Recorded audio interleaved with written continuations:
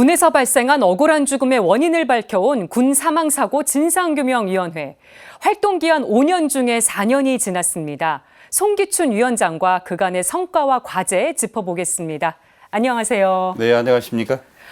지난 4년 동안 활동해 오신 내용에 대해서 최근에 보고회를 가지셨더라고요. 네네. 4년간의 성과 어떤 걸 꼽으시겠습니까? 저희 위원회는 진정 사건을 받아서 그 사건을 조사하는 기구로 출범을 했는데요. 2년 동안 1787건 접수를 했고요.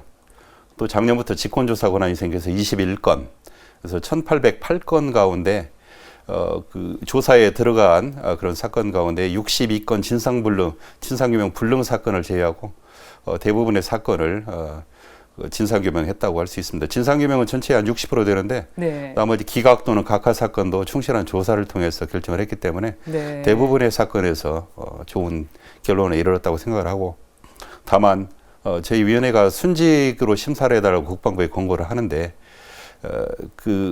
이 전역 후 사망하신 분들 그리고 지금 제도로 문제가 정말 억울한 죽음이지만 지금의 제도에 의해서 잘 구제가 안 되는 분들에 대해서 제도 개선 권고를 하고, 현재 그런 제도 개선 권고를 위한 용역 작업들도 계속 수행을 하고 있습니다. 네, 정말 쉼없이 바쁘게 달려오신 것 같습니다. 네네, 1년 동안도 더 와볼 것 같습니다. 네, 활동 보고에서 억울하지 않은 죽음이 하나도 없었다, 이런 말씀을 하셨더라고요. 예. 어떤 생각이 드셨던 것인지. 조사를 하다 보면 군 복무가 불가능하다 이렇게 판정된 분들이 있거든요. 네. 근데 그분들이 군대를 또 입대하고 입대해서도 거르지 않고 계속 배치가 되고, 심지어는 철책 근무에도 배치가 되는 그런 경우가 있었습니다. 그랬군요. 그리고 뭐 적절한 치료를 받지 못하는 경우 굉장히 억울한데, 또 한편에서는 구타를 당해가지고 사람이 죽은 사고가 있었는데 네. 그 문제에 대해서 전혀 징계나 해결책을 제시를 하지 않고 그래가지고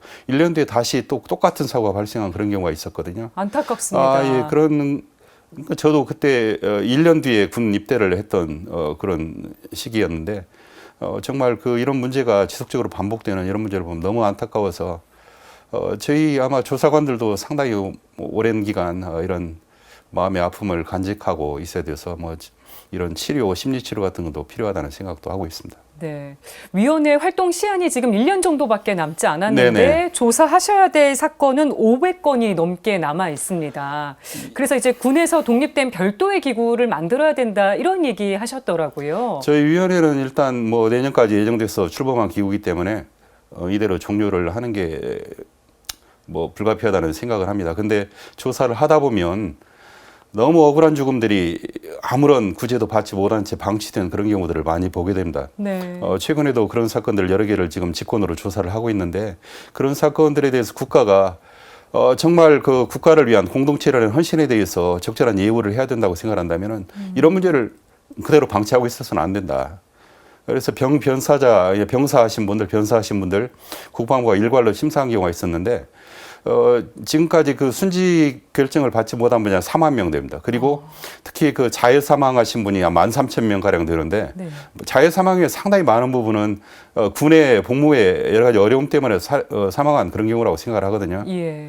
이런 문제가 진정 사건이 겨우 1787건인데 이 진정 사건의 한 60% 정도가 자해 사망 사건이거든요. 그래서 이런 사안을 계속 방치하고 있을 것인가.